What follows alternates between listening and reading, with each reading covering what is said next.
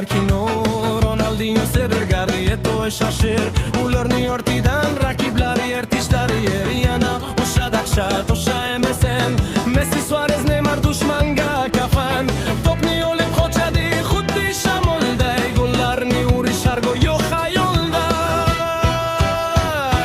Barsa hujumchilari dunyoda bitta raqibni yanchib tashlar har bitta martini, raqsga tushar maydon baxirar hamma ko'k anurang bayroq imperiyaga.